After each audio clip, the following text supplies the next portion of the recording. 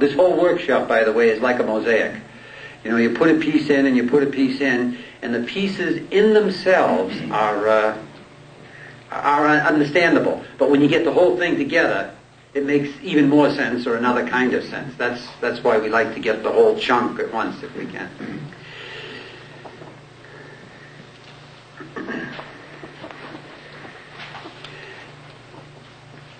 When we reflect on Jesus and His gospel of mercy, when we reflect on Jesus as the incarnation of God's mercy,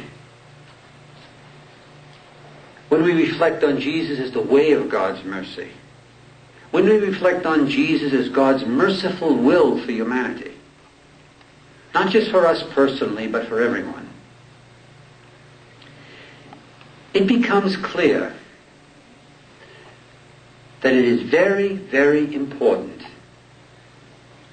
to try to get straight what Jesus said. Because if this is truly the Word of God, then what Jesus says is not just important, it's the most important thing there is in the universe. There is nothing more important. There is an area that Christians have been neglectful for in the extreme, for at least 1700 years. They have ignored, for all practical purposes, Jesus' teaching in it. And they have ignored it with abandon. That is the area of homicide and violence. It would seem that common sense would dictate that before proclaiming the teachings of Jesus to the world, one would first determine what the teachings of Jesus are. It would seem that common sense would dictate that before implementing the teachings of Jesus, one would determine what the teachings of Jesus are. But in this whole issue of violence and homicide, that is precisely what is not done.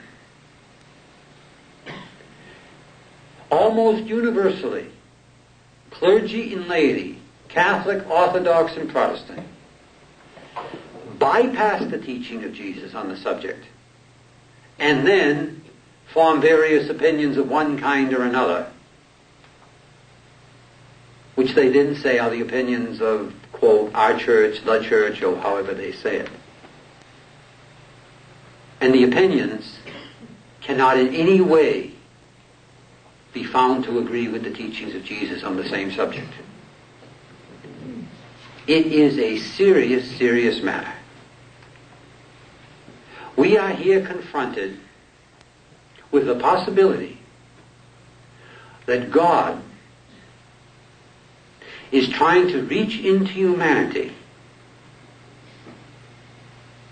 with His almighty and His all-merciful love, and we're blocking it at a fundamental point because we will not obey, we will not trust in the teachings of Jesus regarding homicide and violence. As it stands today, most Christians in the church, regardless of what church we're talking about, most Christians believe that you can put a dagger in someone's heart under some sets of circumstances, that you can burn someone's face off under some sets of circumstances, and still be following Jesus. That repentance is not necessary, that one has done God's will as revealed by Jesus. When I say most, we are talking in the vicinity of about 95%, maybe more.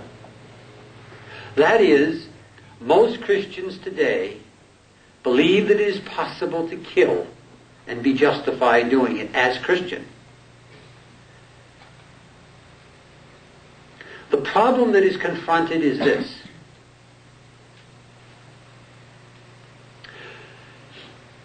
If Jesus were to teach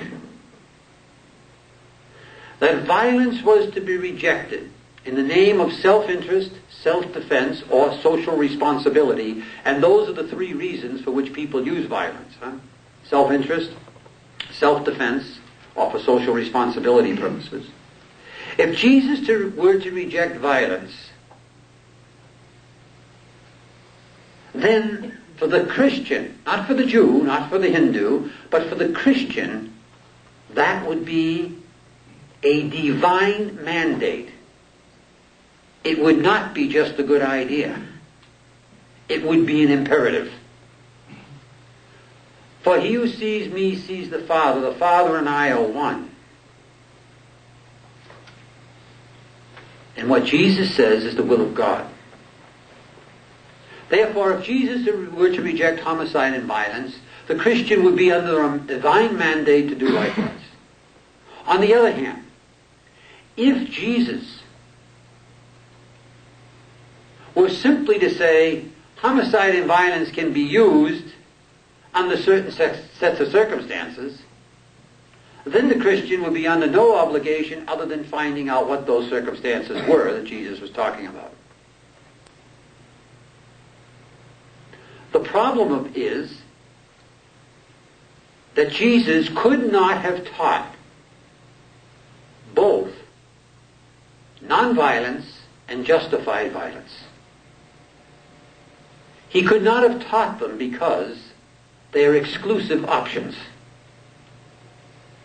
They are exclusive, not compatible moral options.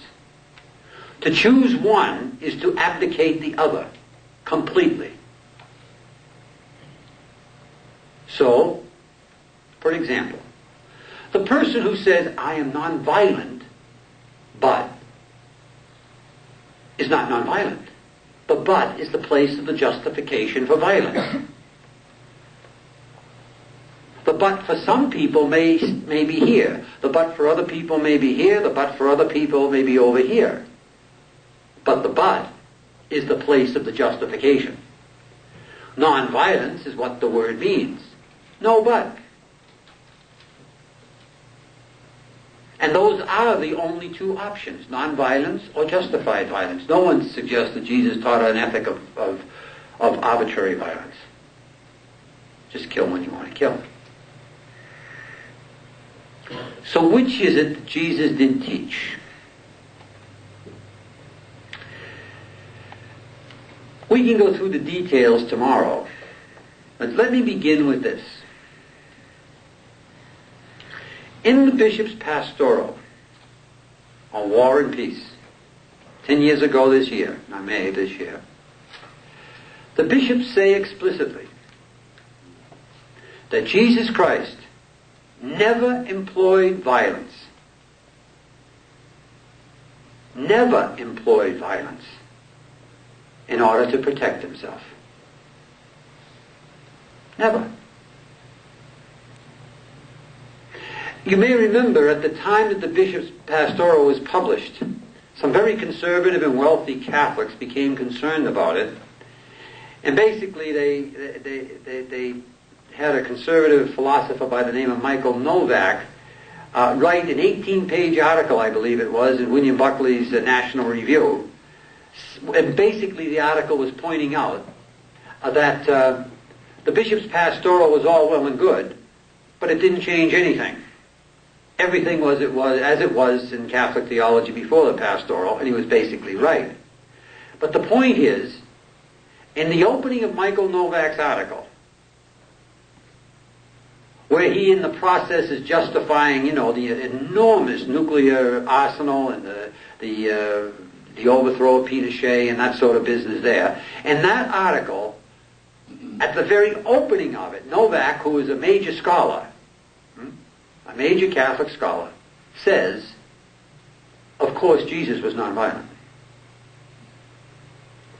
The reason he had to say that was to retain his academic credibility. For there is no question about the nonviolence of Jesus in terms of biblical scholarship. None whatsoever, whether it's Christian or Jewish. All justifications for violence today in the Christian community come from outside the gospel. Father John L. Mackenzie, who is perhaps the major Catholic biblical scholar of our time, I base that on the fact that the most prestigious biblical society in the world, group in the world, is a group called the Society of Biblical Literature. And it's you have to be voted into it, and it's a very limited number of people, and it's the major world scholars in biblical scholarship.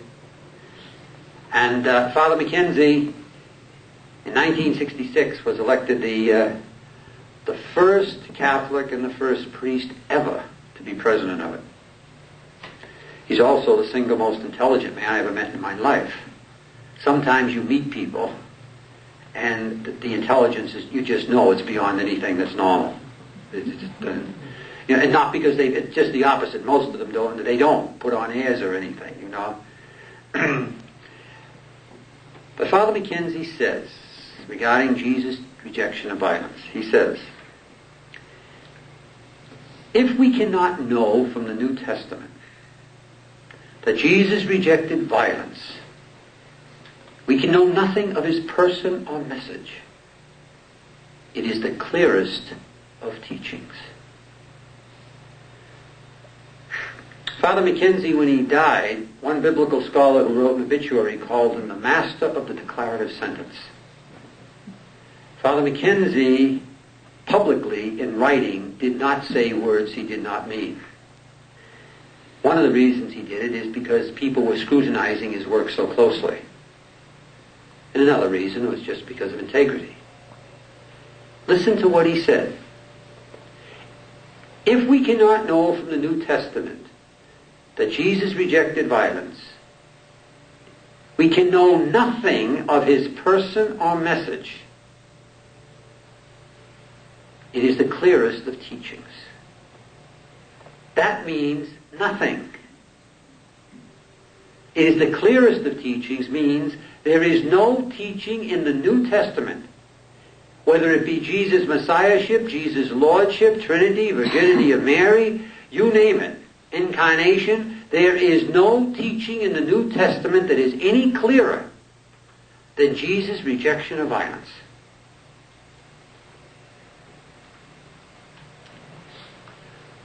That's where it is. That is a fact. It does not rely on one sentence. He who lives by the sword dies by the sword.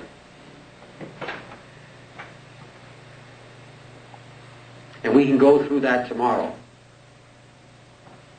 But from the beginning, through his last breath on Calvary, Father, forgive them, for they know not what they do.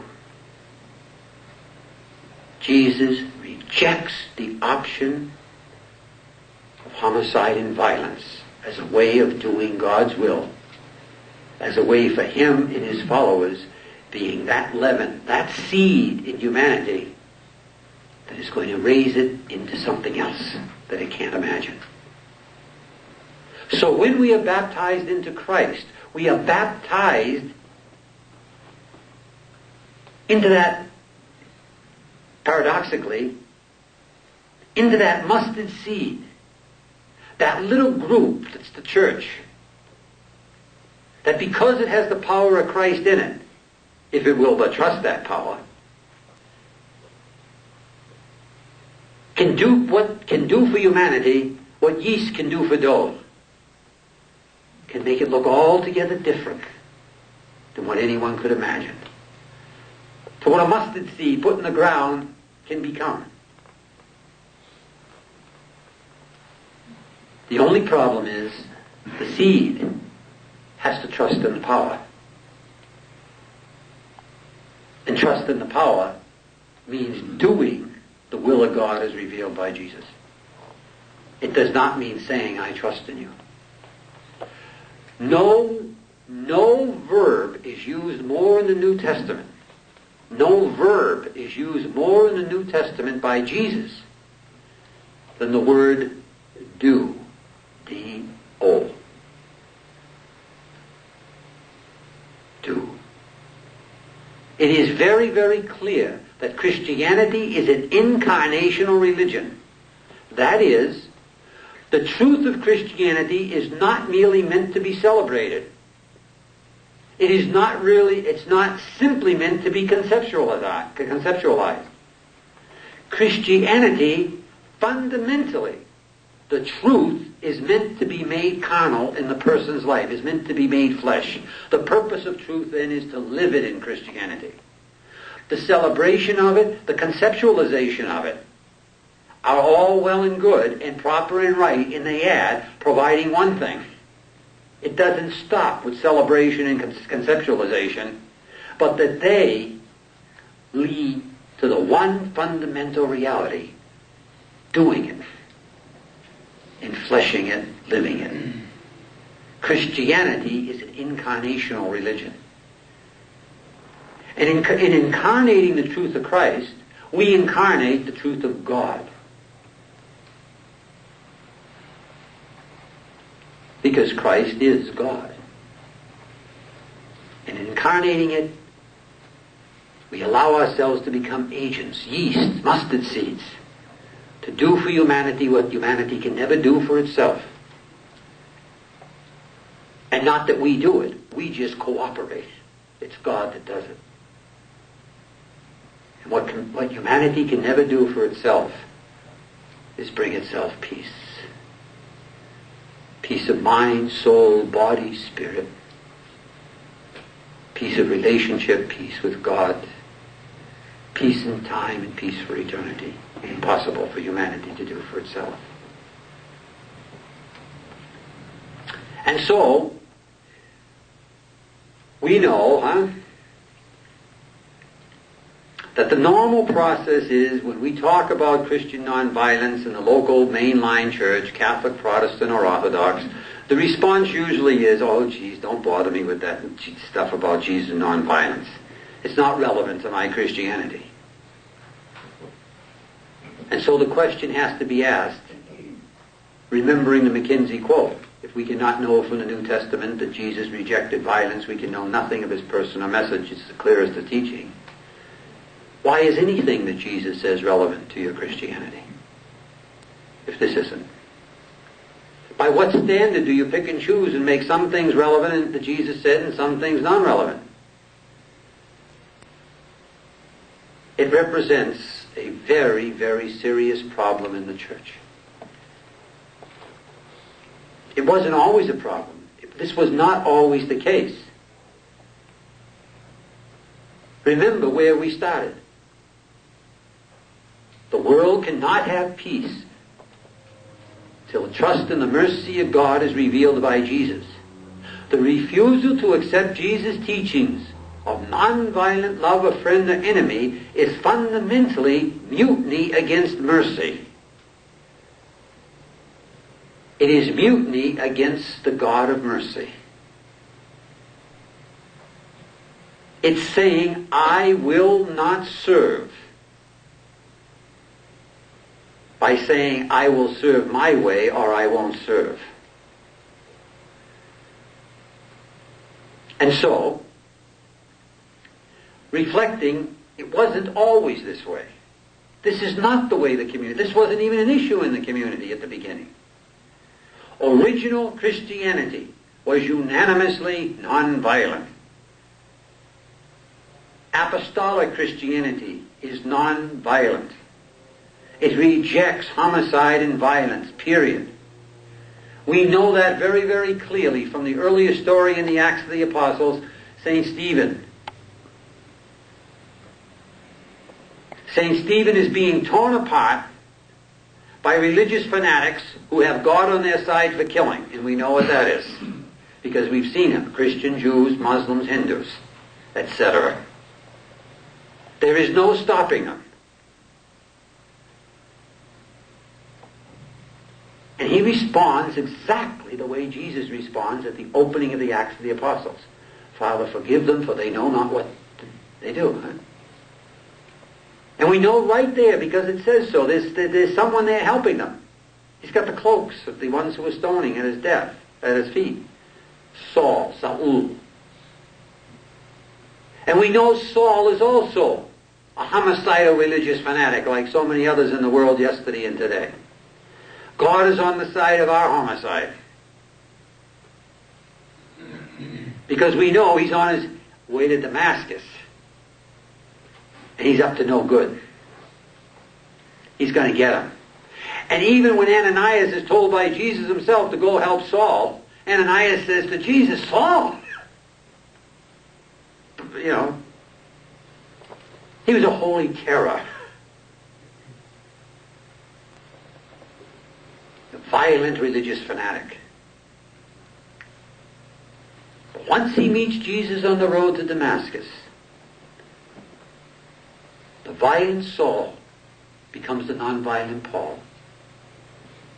Never, never, never again do we ever hear about him suggesting, even in any way, shape, or form,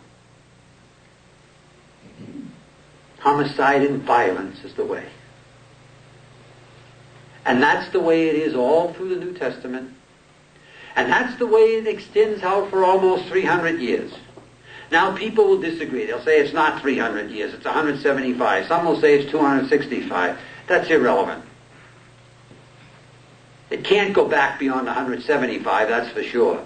The reason those arguments are made, whether it's 300 or 175 or someplace in between, is this: that there are 5 headstones of people who died that have inscriptions on them over from 175 to about 300, and have inscriptions on them that the man was both a soldier and a Christian.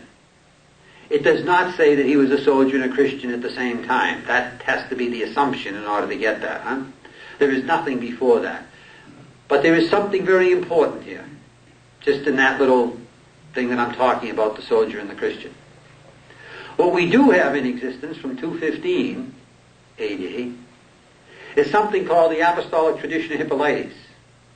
And in the Apostolic Tradition of Hippolytus, which is the most important non-canonical document that we have, it's the most important document of the early church outside the New Testament, because it tells the workings of the church, the early church. It tells what the liturgy was, it tells what the Eucharist was, it tells what the sacraments were, it tells what the community discipline was, etc., etc.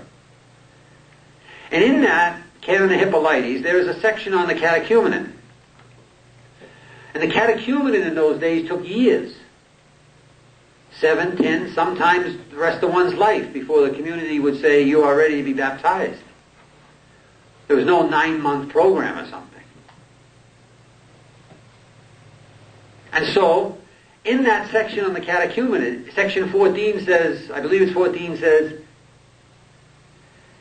if you want to become a catechumen, and you are a pimp, that is, you sell men or women for sexual purposes, you have to give up pimping to be a catechumen. I mean, we're really not asking much. This is kind of low-grade entrance, you know. Really, it's threshold stuff here. We're not... It's just clear. It's not the mind of Christ. You're not serious about putting on the mind of Christ if you don't want to give up your pimping. I mean, you come back another day when you garner some kind of conviction about this. Section 16 says, if you want to become a catechumenist, if you're in the military, you must inform your military superiors that you will no longer kill. If they will not accept that, you must leave the military. If you are not in the military, you may not join. It was absolutely as clear to the Christians of the around 215 that to engage in pimping and to engage in killing human beings were equally outside the mind of Christ. If you didn't want to stop that stuff, don't even begin to enter. The vast majority of most militaries in Western civilization today, and for the last 1700 years, of course, have been Christian. And so, this is how it was in the first 3 centuries. Basically, Tertullian summed it up when he said, when Christ disarmed Peter, he disarmed all Christians. It was understood.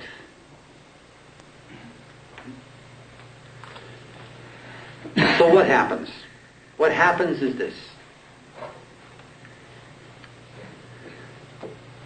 In 311, I believe it was October 28th, 311 AD, Constantine is in the battle of his life. It's called the Battle of Milvian Bridge. It's not certain that he's going to win it or he's going to lose it. But Constantine is a worshipper of the sun, and anything else that will come along that will help him win. He has killed a lot of people just to get in this position, including brothers and sisters and father.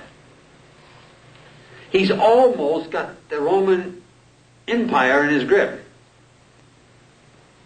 That's the sole emperor, the sole Caesar. Huh? But this battle is not sure.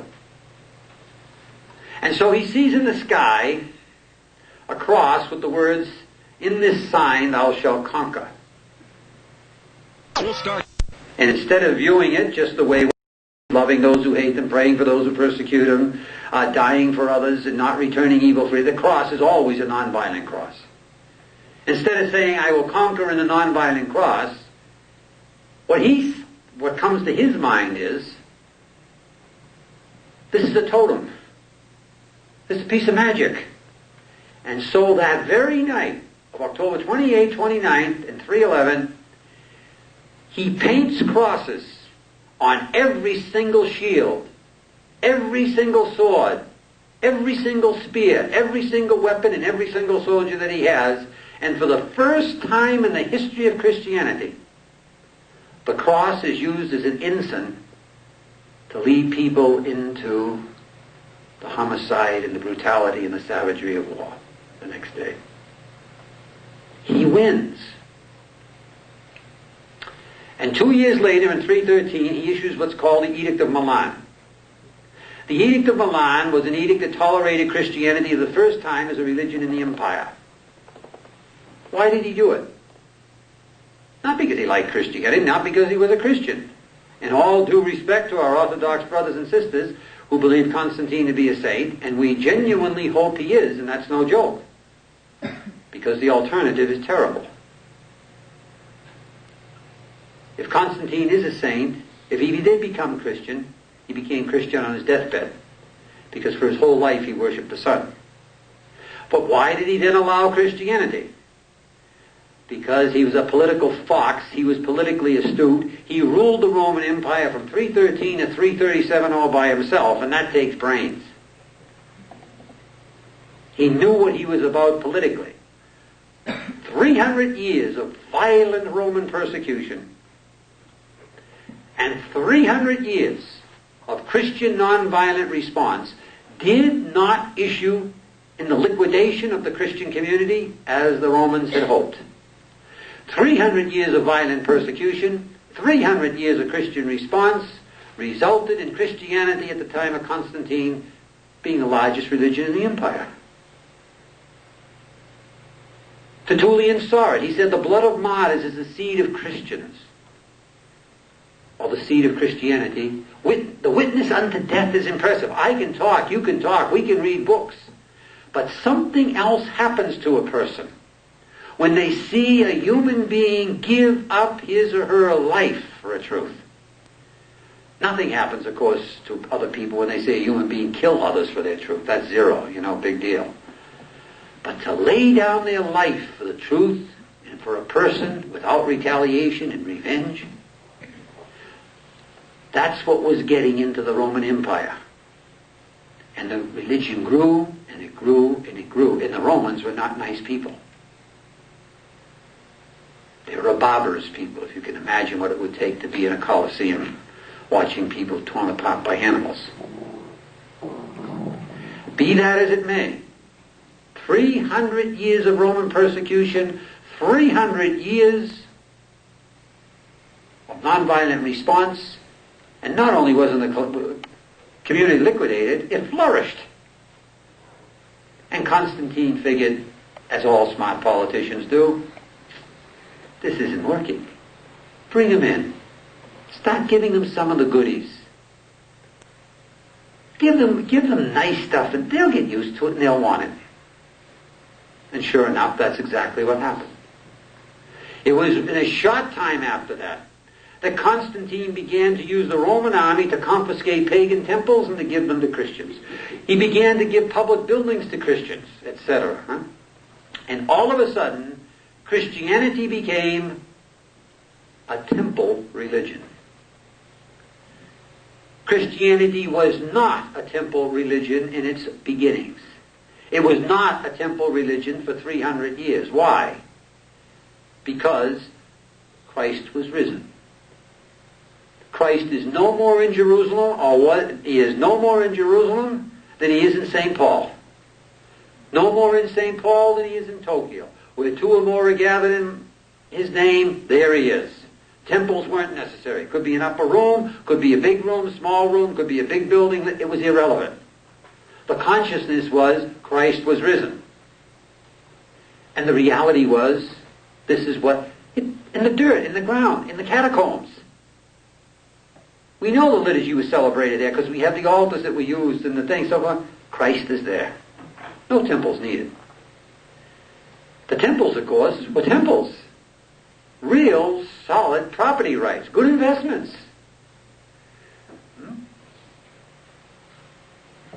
And of course they begin to build life around them. And just as you would imagine would happen in the legislature here in Minnesota and in Congress if something like this were to go on, in about a generation,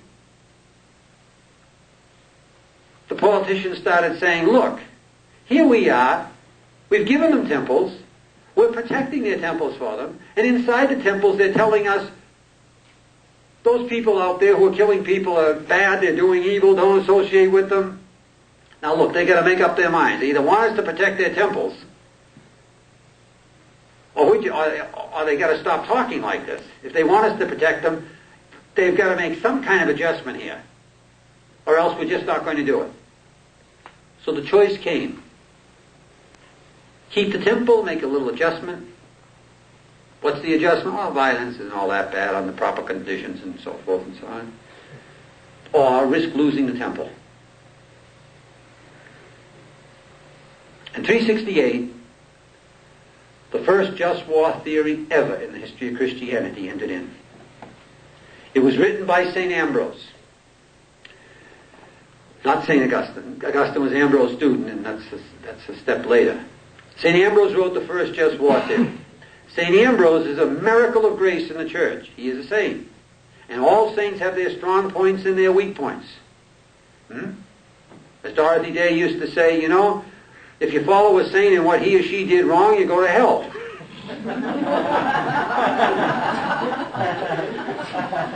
You don't imitate the saints, you imitate Christ, you know?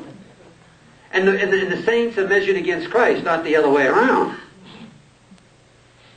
At any rate, Ambrose is a miracle of grace. Ambrose belonged to the patrician family, leading family of Milan. Milan was to Rome like in America today New York is to Washington, you know? Rome contained and Washington contains all the political lackeys who were there for the wealthy. Milan is where the money is. It ruled. It was the city of money. All the money. Ambrose's family was like the Rockefellers except more. Anyway, at a time when the catechumenate took years, sometimes a lifetime to finish, for an adult, Ambrose went through the catechumenate, was baptized, was chrismated, confirmation, received into the Holy Eucharist, ordained a deacon, ordained a priest, and ordained bishop in 8 days.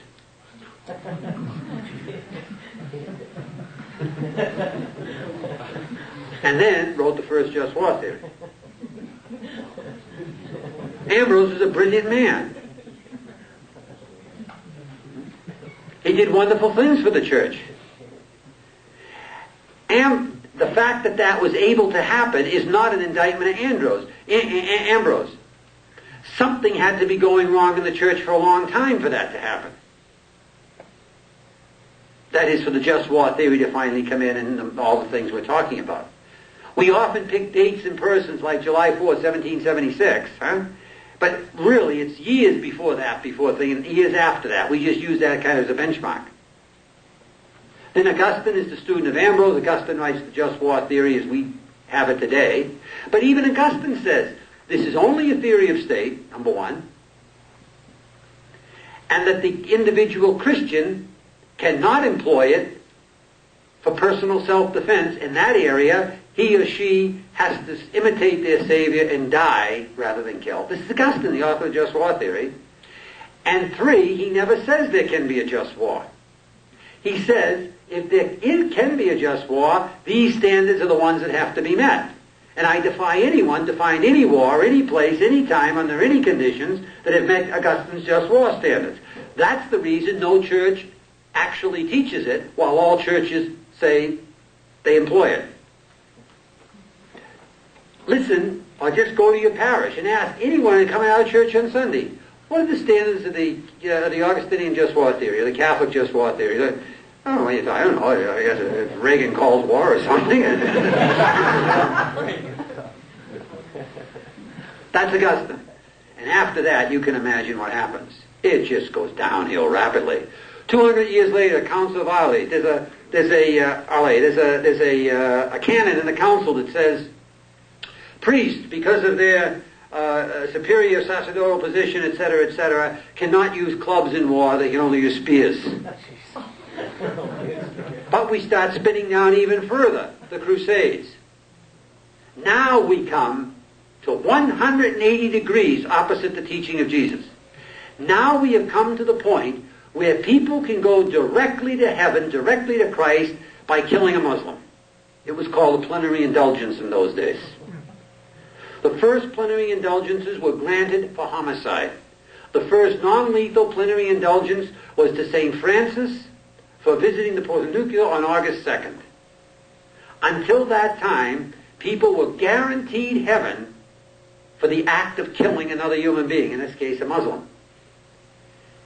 And of course, once it was found out how well that worked against Muslims, it was only a matter of a certain amount of spiritual ingenuity and theological sophistication before it was switched into the Christian community itself, and heretics were killed on the basis of plenary indulgences. For example, the entire community of Albi, independent of what their teachings were, was wiped out on the plenary indulgences, Albi, France. When people went to auto de fe, the burning at the stake of Jews, these were just not feast days in which people came to watch the Jews burn at the stake and other heretics. They were actually granted spiritual indulgences for coming to these things. Now we're at the Crusades. The Reformation. Why doesn't anyone ask what Reformation? What Reformation? What are we talking about? Look, Henry VIII, Luther, the Pope, Calvin. They had differences of agreement about the metaphysics of episcopal jurisdiction and things like that, But you know what they all agreed on? They could slaughter each other and be following Jesus. Each other, no less. Catholics killed the Lutherans, Lutherans killed the Calvinists, Catholics killed the Calvinists, Calvinists killed the Catholics, Lutherans killed the Catholics, the Anglicans killing everyone, everyone's killing the Anglicans. All in the name of Jesus, all baptized, all the sacraments, however many they have, whatever it is. All doing it. Luther called the Pope at his time, Julius II. Luther called the Pope, Julius II, a cruel animal. And he was. Julius II was the last Pope to actually lead an army into war. He wasn't like these wimps we have today. They sit in the office, the air-conditioned office, sign papers, watch Saturday Night Live and send people off to die. Julius went out there and he fought. He liked the blood, he liked the gore, And he won. He's a cruel animal. But Luther, who said that about him, when those powerful princes who supported Luther and who simultaneously crushed the wretched of Germany, the oppressed, the peasants, and had them living like dogs, decade after decade after decade. When the peasants rose against the princes, Luther says, it is easier for a prince today to attain heaven by the bloodshed of a peasant than by prayer. The Calvinists, no question what the Catholics did to Calvinists, but the Calvinists simultaneously, they were stringing up Catholics all over the place for the Eucharistic doctrine. And of course, what can you say about Henry VIII? For what Reformation? What are we talking about? What's reformed? You just look 400 years later, Second World War. Catholics and Lutherans in the United States, bishops, priests, everywhere, sending Catholics and Lutherans over to Germany to kill German Catholics, and the Catholic and Lutheran bishops over, priests over there, sending them that way to kill. What Reformation? What kind of nonsense is this that we're talking about? And now everyone's killing themselves over worrying about the minutiae of words on pages, and no one's following Christ. In a matter of homicide, the clearest teaching in the gospel. And we wonder why we can't make any progress. But it seems to me the conclusion of all of this, at least the symbolic conclusion of this entire process of Constantinian Christianity, the low point, the spiritual low point, and God speaks through the signs of the times, is in our own time. It occurs on August 9th, 1945. An entirely Christian bomb crew takes off from Tinian Island with the second of the atomic bombs. It's headed for its primary target, which is Kokura, Japan. It has orders to drop the bomb only on visual sighting. It gets over Kokura, and Kokura is fogged in. Then, one of the engines goes out on the Great Artiste, which is the boxcar, which is the name of the plane. And the pilot, who's a Catholic man by the name of Charles Sweeney, and an entirely Christian bomb crew, they immediately turn the plane to the secondary target, which is Nagasaki.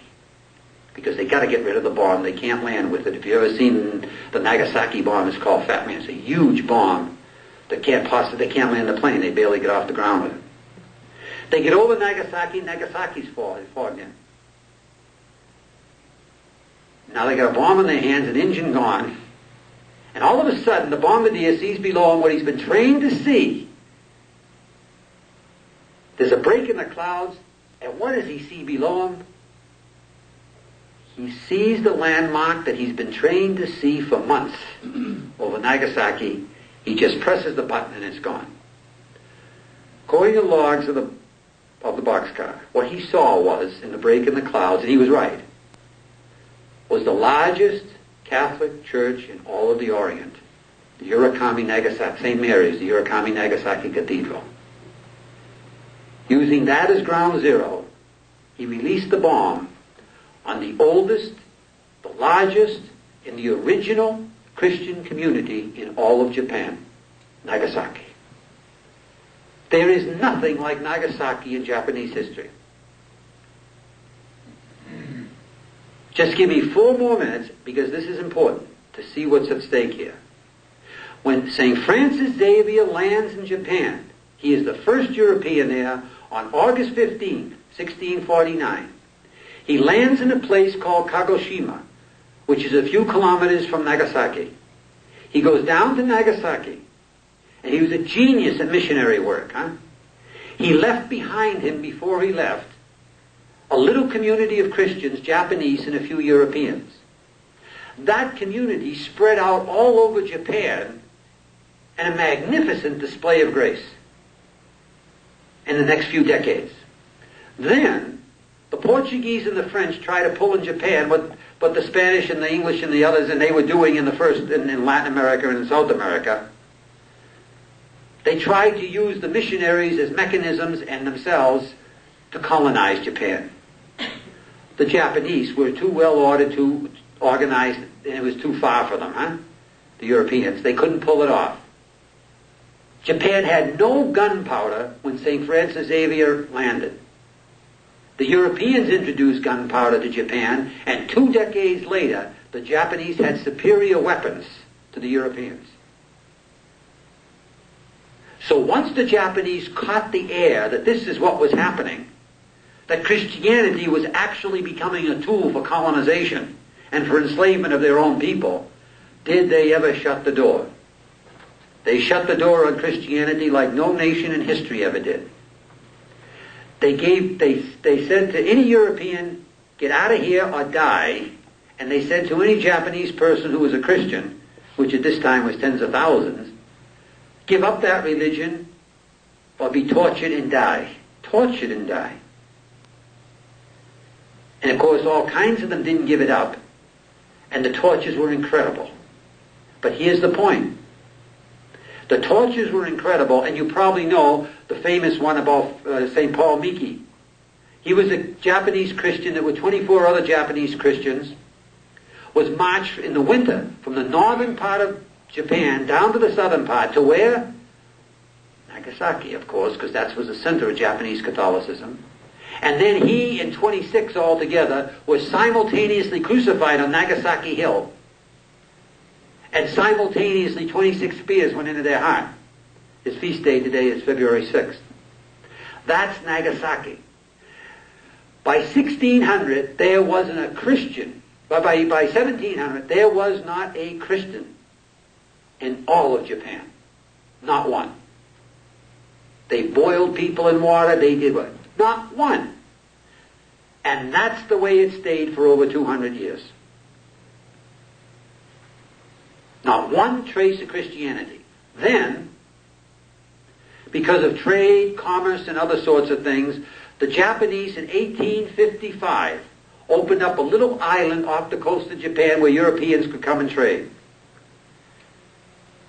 Several years later, they allowed Europeans to come to one place in Japan only on the continent, and that was Nagasaki. A few years after that, they allowed a little church to be built there just for Europeans.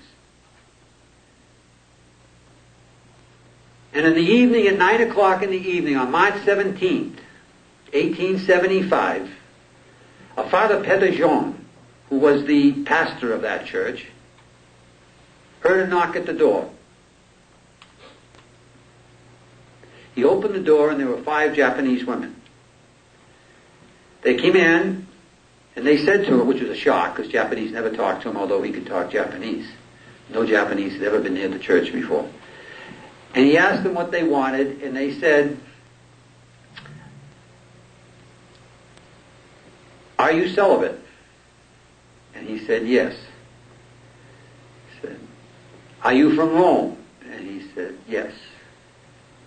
He said, "Where is the altar to the Mother of God?" So he took them into church and showed them a little side altar that was the altar to Mary. And then they turned to him and they asked him to come with them. And they revealed to him a community of tens of thousands of Japanese Christians that had existed in a catacomb state for over 200 years. They had it so precise that they had the liturgical days right down to the very day. There was no Eucharist because there were no priest or anything, but everyone was baptized. And they had a system of teaching doctrine and dogma and so forth as they had learned it, so that they had it all in place precisely. And the Japanese government did not know it for 200 years. When that was found out in 1876, the Japanese government instantly started another persecution. It had to stop, of course, because of the media and press, etc. In 1894, the Japanese government, for the first time, allowed the Christian, that is since the 17th century, allowed the Christian community to build a church. And where did they build a church? Nagasaki. From 1894 to 1917, the Japanese Christian community, basically Catholic community in Japan, built that church. Between 1894 and 1917, it took them over 20 years to build it because they were lugging a kind of stone down from one end of Japan to the other. And in 1917, they opened it and dedicated it, and it was the largest church in all the Orient. And that was ground zero for the Nagasaki bomb. A Christian bomb crew did in 9 seconds what the Japanese government could not do in 230 years. It liquidated the Christian community. And this is where Constantinian Christianity has led. We can tell of other things, the destruction in Latin America and on and on and on of Christians and Christians, and we can tell of all kinds of Christian to Christian destruction. But for one thing to have in your mind, it's just a sign from God of how horrible this reality is, of Christians destroying Christians. That baptism no longer means that a Christian cannot kill a Christian. Think of the Nagasaki story and what was ground zero. For that church did not just come up like you have a plan for a church in Minneapolis and you build a church. That church was put up under the influence of just historic levels of grace and cooperation with grace over a 260 plus year period. And that church was ground zero of the bomb. St. Mary's Urakami Cathedral. This is where Constantinian Christianity has led us today. And every week, every year on August 9th, now General Charles Sweeney is in the Boston newspaper saying he'd do it again, and no one in any church of authority says a word. No one. Which means the mindset is still the same. But this is Constantinian Christianity. This is its grotesqueness. This is not the teaching of Jesus. This is a lie. But this is what most of the church is accepting at this period of time. It is not true. The Council of Narbonne in 1045 said, to spill the blood of another Christian is to spill the blood of Christ. That's 1,000 years after Jesus, and it was still teaching the truth. Today, who thinks, really, that to spill the blood of another Christian is to spill the blood of Christ? Who thought that way during the Vietnam War, during the Second World War, First World War, Mexican-American War, French Revolution, you name it? So why don't I stop there with the history, and we'll pick this all up tomorrow morning when we begin at about 9 o'clock.